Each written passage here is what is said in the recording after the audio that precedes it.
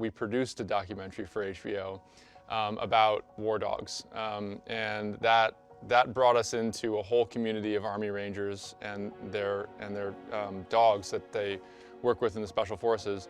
And we kind of fell in love with these guys and their dogs. And when we finished the movie, we knew we wanted to kind of keep telling a story in this world. And then Chan lost his dog, and that kind of spawned a connection between something personal and this experience we had just gone through.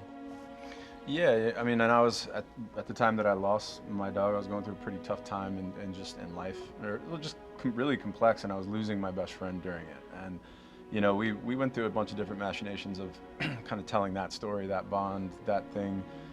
What is it between, you know, a man and a dog, or a woman and a dog, really a human and a dog? That's a really old thing. And then when we really started to examine these soldiers that, you know, they've been very conditioned and taught to compartmentalize their emotions, to compartmentalize their connection with the world at large that didn't experience what they experienced, you know, in their lives. And you know, they probably even came into the military a little bit almost conditioned to do that anyways. They might be kind of special in that way. But the Rangers are, you know, they're not just normal in military. They're doing very specialized things, and you know, and then once it's really fascinating. They have these walls up and these things that they don't really let people in on, and then but a dog can come in to the room and turn these like hardened soldiers into these like little lovey puppy dog sort of loving guys, and it sort of unlocked them.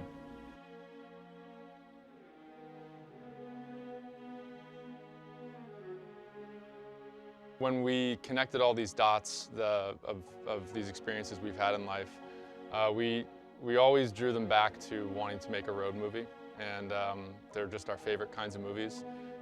Mostly because they're full of heart and humor. They make you laugh, and generally speaking, they make you feel something, and they expose you to new ideas and places and wild characters, and so we decided to set this movie on that type of canvas, and hoped that was a way to bring people into this world that was, you know, this world of Special Forces soldiers and their dogs.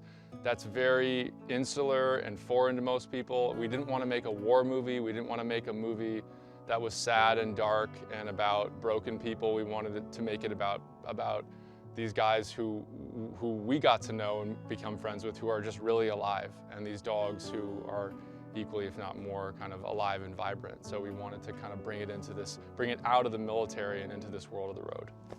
Yeah, we talked a lot about tone in the beginning, and like, we didn't want to make a sad soldier movie. And that was, I think, one of the first things that we kind of looked at each other and said, we were like, we're not making a sad soldier movie. You know, every soldier movie somehow this like really dark thing, and like, you know, there is darkness there, but there's also like the guys that we know are so funny and so alive.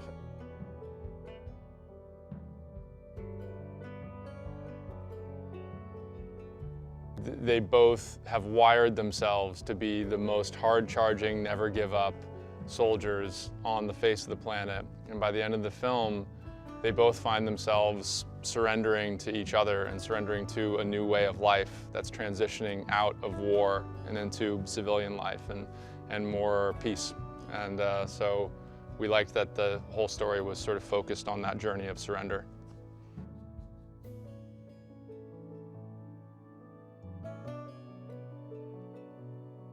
We really, in the movie, wanted to photograph dogs in a way that most dog movies don't. We really wanted to not only make the dog a main character in the film emotionally, but also in dog movies, typically the way you see an animal is like you cut to basically an insert shot, and there's a trainer right off camera doing something, so the dog does a specific behavior, and then you cut back to the action.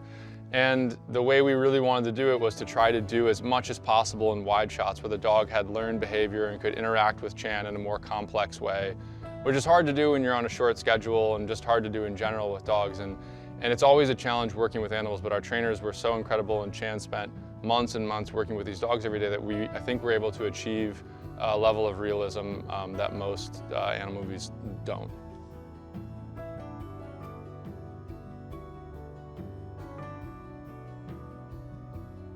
Well, we had a handful of real Rangers from our documentary and a few other guys that they were connected to and brought into our world on set for every single one of the scenes that we did at the Ranger base, Fort Lewis in Washington, and then at the Ranger funeral at the bar in what's called Pat Barry's outside the base. And then again at the Riley's funeral in the desert, we had an actual military color guard and advisors there. So yeah, wherever possible, we included real folks in this whole process. And the Rangers were incredible. I mean, they literally came in and helped build every last detail of our set on base, of the bar. Like they were really in charge of every creative decision of how the production design looked in those worlds. So. Yeah, and it's really specific in these worlds, right? Like these guys live in those worlds. Like some of the.